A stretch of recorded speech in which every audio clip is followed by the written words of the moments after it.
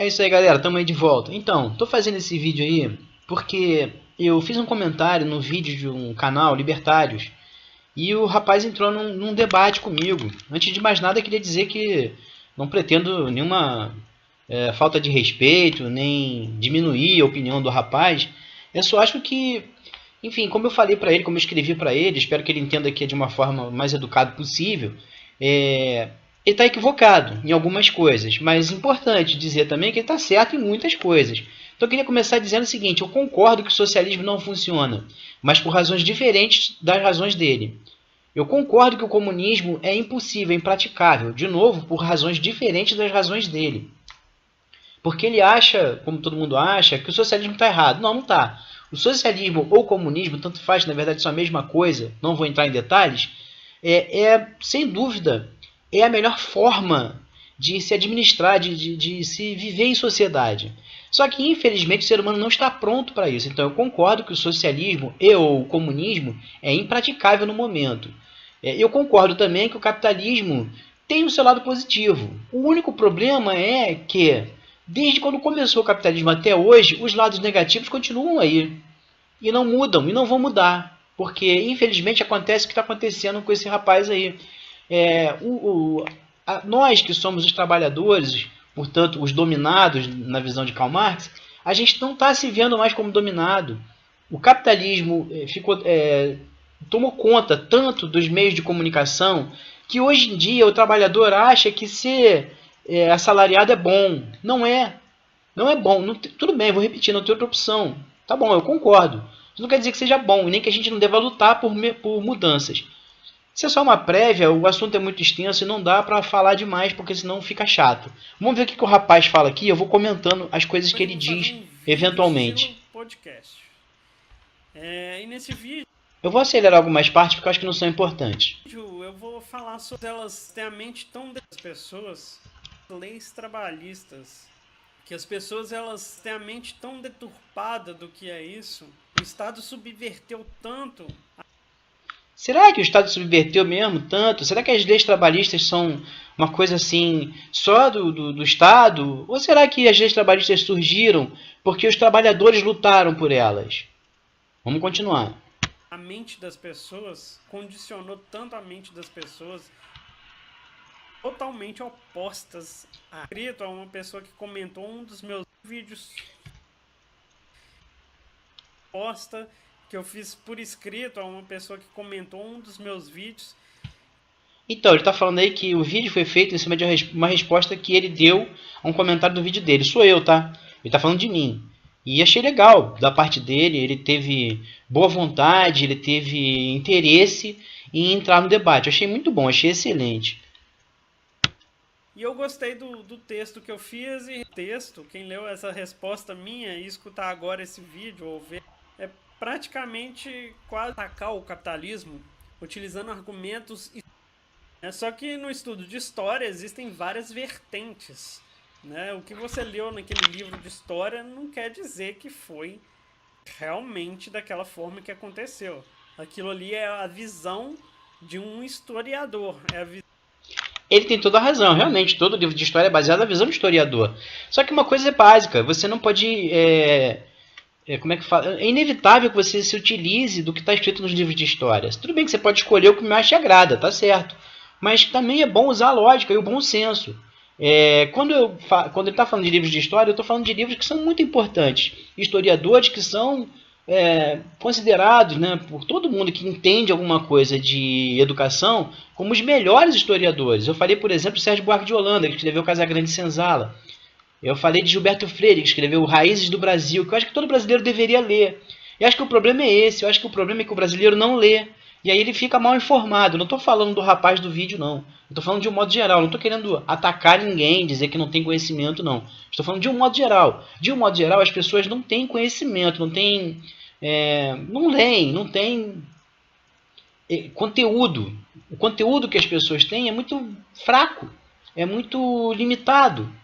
E, de novo, não estou falando desse rapaz especificamente, não. Estou falando de um modo geral. Ele até que tem uma consciência muito boa das coisas. A gente só diverge, a gente só discorda. Não quer dizer que ele esteja errado. Eu acho que ele está errado, mas ele também acha que eu estou errado, então empatou.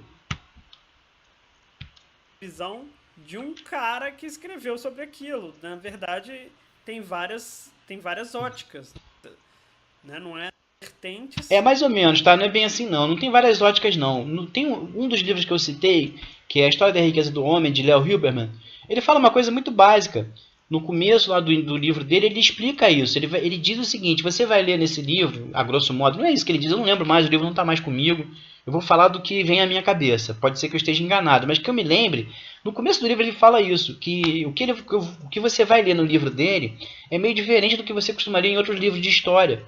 Ele fala até da história do herói, exatamente como esse rapaz fala aí do estado herói, ele fala exatamente a mesma coisa.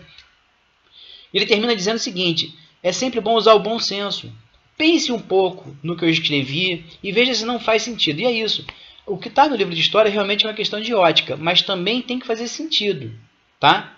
E é isso aí. Durante o vídeo desse rapaz aí, eu vou tentar mostrar o outro lado da situação. Além das vertentes e visam um conceito. Ele fala aí do MEC. Eu vou falar uma coisa para vocês. Eu concordo com ele, a educação no Brasil é péssima. E todos os livros que eu citei aqui não fazem parte do currículo do aluno normal, do aluno médio brasileiro. Não fazem. Deveria fazer, essa é a questão. Todo aluno brasileiro, de qualquer lugar do mundo, todo mundo deveria aprender na escola, não só matemática, química, física, essas coisas que ninguém consegue aprender. Não. Os alunos deveriam aprender principalmente história, antropologia, sociologia e filosofia. Falando assim parece um absurdo, né? Eu estou falando coisas que você vai estudar na faculdade. Tá certo. Mas num nível muito inferior, poderia sim ser ensinado desde da terceira série, quarta série, enfim, desde quando o jovem, o aluno, começa a ficar um pouco mais preparado para a vida, ele já poderia aprender sobre essas coisas. E é isso que eu estou falando. Como tem uma geração inteira de pessoas que teve uma péssima educação, a do MEC, como o rapaz aí se refere, nós temos esses vídeos. Não estou falando desse vídeo não, mas tem muito vídeo por aí que não tem nem embasamento. O cara fala um monte de bobagem porque simplesmente não tem conhecimento. Prosseguindo. De estado herói. É que na verdade são uma tremenda porcaria mesmo. Pelas questões éticas, humanas, do que por fatores históricos ou utilitaristas. Vamos voltar um pouquinho, peraí. Falar por tremenda porcaria, muito mais pelas questões. E assim, eu preciso deixar muito claro aqui que eu prezo muito mais pelas questões éticas, humanas, do que por fatores históricos ou utilitaristas.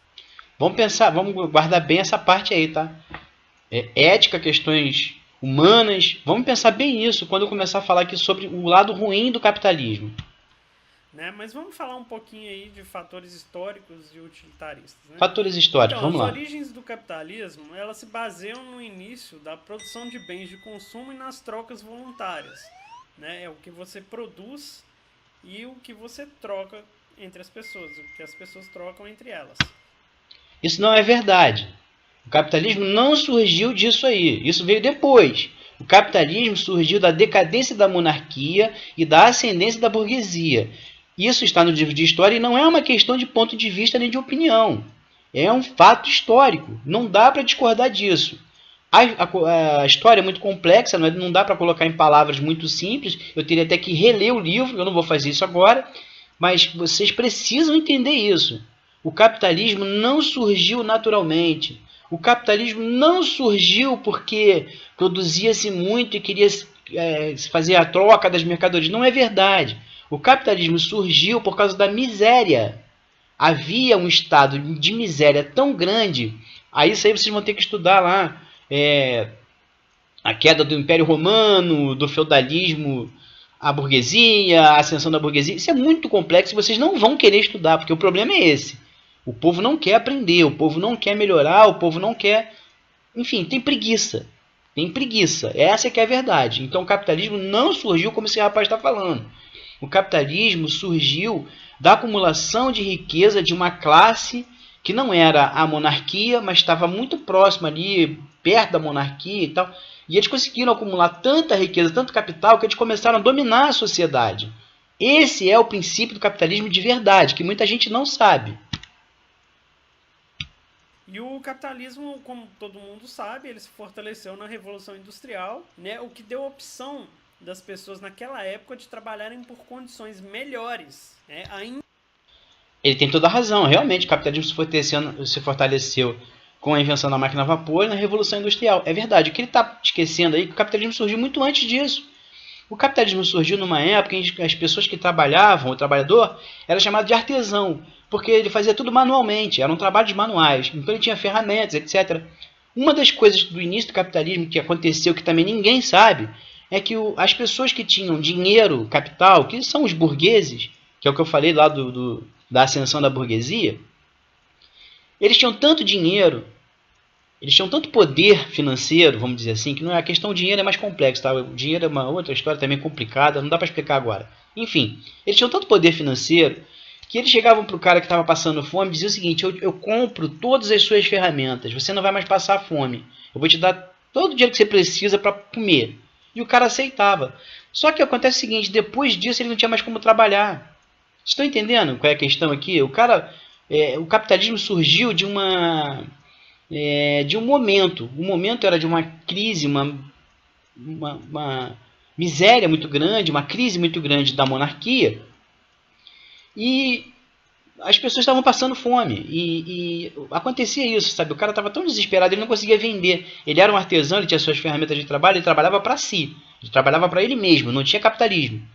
Só que ele não conseguia vender mais os seus produtos, que não tinha mais como vender, não havia mais compra, todo mundo estava pobre. Então esses poucos ricos, porque essa é a base do capitalismo, é a concentração de riqueza na mão de poucas pessoas. Essas poucas pessoas que conseguiram amealhar riqueza, acumular dinheiro, elas compravam desse trabalhador as suas ferramentas. E aí o cara, claro que vendia, porque estava desesperado, e aí logo depois, quando ele acabava o dinheiro que ele conseguiu com as suas ferramentas, ele não tinha mais como trabalhar. E aí o burguês falava para ele assim: agora que eu comprei as suas ferramentas, você vai trabalhar para mim.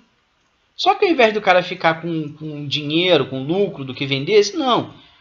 Quem ficava com a parte boa era o burguês, que na época ainda não era capitalista. Ia se tornar no futuro. E o cara o trabalhador ficava com a menor parte, o mínimo possível. E quando eu digo mínimo possível, é difícil estabelecer qual o valor. Porque não dá, não tem como.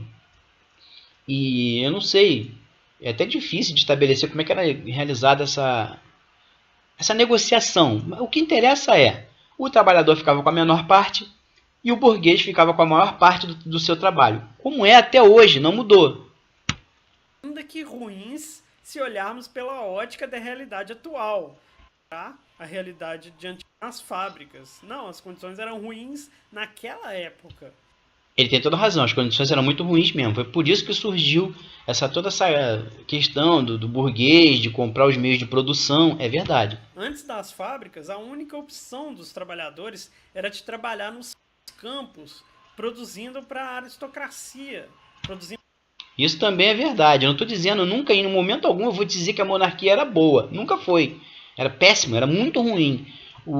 De certa forma, a burguesia pré-capitalista chegou a ser uma evolução. Só que foi uma evolução no sentido errado. O que acontece é que esse rapaz está perdendo, tem um gap aí, tem um buraco aí, é que a verdade é que ninguém se preocupava com o povo, como até hoje ninguém se preocupa. Essa é que é a questão.